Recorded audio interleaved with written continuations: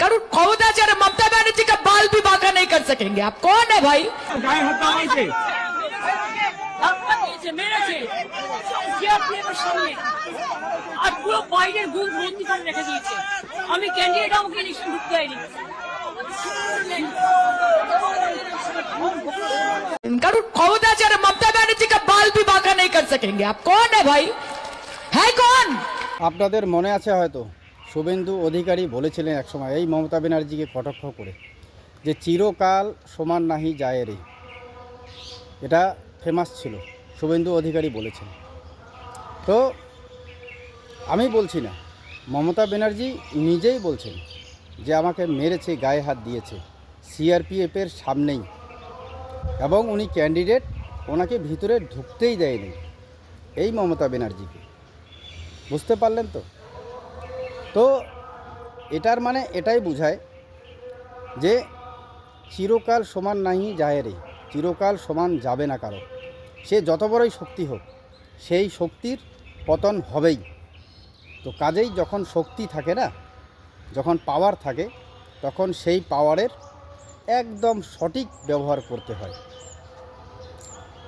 মানে পাওয়ারে বসে আপনারা এবং আপনাদের নেতা নেত্রীরা ভুলেই গেছেন যে সাধারণ মানুষ ভালোবাসা দিয়ে আপনাদেরকে বাংলার সর্বোচ্চ আসনে বসিয়েছিল।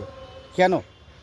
কারণ 34 বছরের যে বামফ্রন্ট, সেই বামফ্রন্টের যে নীতি, যে কার্যকলাপ ছিল, সেটাতে তিত বিরক্ত হয়েই আপনার সরকারকে এনেছিল, মা মাটি মানুষের সরকারকে এনেছিল। মমতা ব্যানার্জির যে বিরোধী ছিলেন তৎকালীন, সেই সময় যে লড়াই, সেই লড়াইকে দেখে আপনাকে সর্বোচ্চ চেয়ারে বসিয়েছিল সাধারণ মানুষ, যাতে আপনি সাধারণ মানুষের হয়ে কাজ করেন, সাধারণ মানুষের জন্য স্বাস্থ্য, শিক্ষা, কর্মসংস্থানের ব্যবস্থা করেন। কিন্তু আপনি ভুলে গেছেন যে আপনার রাজত্বকালে আমাদের 15 বছরে পশ্চিমবাংলায় কি কি ঘটনা ঘটে গেল, কত দুর্নীতি, কত চুরি হলো।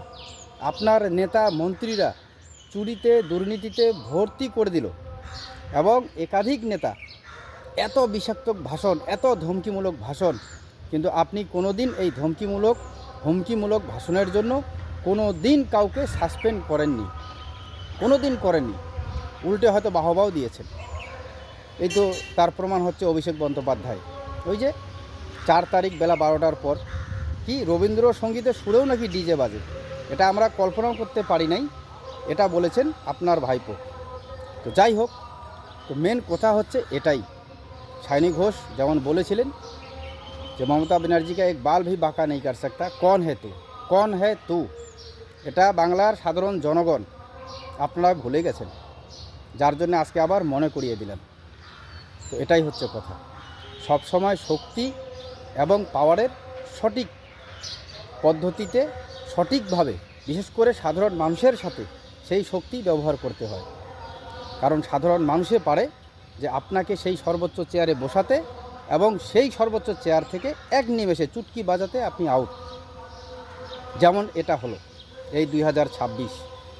আমরা সোশ্যাল মিডিয়ায় হই হই করে বলেছিলাম, বিগত 6 মাস, 1 বছর থেকে এত সোশ্যাল মিডিয়া, এত ইউটিউবার সকলেই বলছে চুরি দুর্নীতি, আপনার নেতাদের সামলান, কিন্তু আপনি কাউকে কোনো সামলাসামলি করেননি। উল্টে সেই ভাষণ, সেই হুমকি, সেই চুরি দুর্নীতি, সেটা দ্বিগুণ নয় 10 গুণ বেড়ে গেছে। এবং ইলেকশনের সময় আপনিও বালুর মতো একজন জ্যোতিপ্রিয় মল্লিক, আরেক দিকে হচ্ছে ভাঙড়ের শওকত মোল্লা, এদের দুজনের হাত ধরে বলেছিলেন যে একজন আপনার সঙ্গী, পুরনো দিনের সঙ্গী, তাকে ভোট দিলে যা চাইবেন তাই করে দেবেন। আরেকটা হচ্ছে শওকত মোল্লা, যাকে আপনি বলছেন বোম বাঁধার কথা, মারপিট করার কথা, সেই শওকত মোল্লাকেও আপনি দাঁড় করিয়ে দিয়েছিলেন ভাঙড়ে। কেন? ভাঙড়ের মানুষের নাকি আপনি উন্নয়ন করতে চান, ওকে ভোট দিয়ে জেতালে যা চাইবেন তাই করে দেওয়া হবে। তো এটাই হচ্ছে কথা। যাদের বিরুদ্ধে আপনাকে পদক্ষেপ নেওয়া দরকার ছিল, তাদেরকেই আপনি পুরনো দিনের সাথী বলেছেন, এবং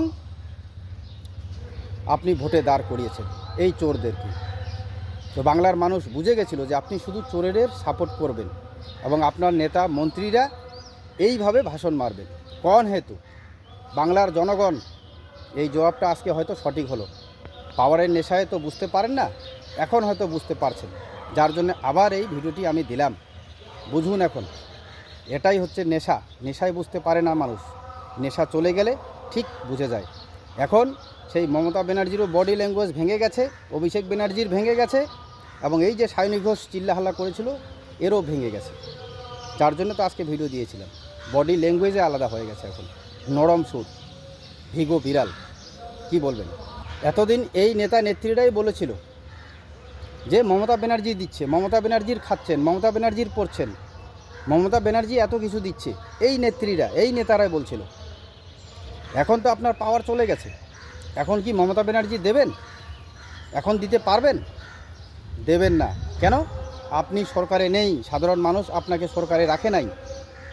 তো আপনি সরকারে ছিলেন, যার জন্যই আপনি দিয়েছেন। তো কেন আপনার নেতারা বলেছিল যে মমতা ব্যানার্জি দিচ্ছেন? বলার ভাষা ছিল না যে সাধারণ জনগণের ট্যাক্সের টাকা সাধারণ জনগণের উপরে ফিরিয়ে দেওয়া হচ্ছে?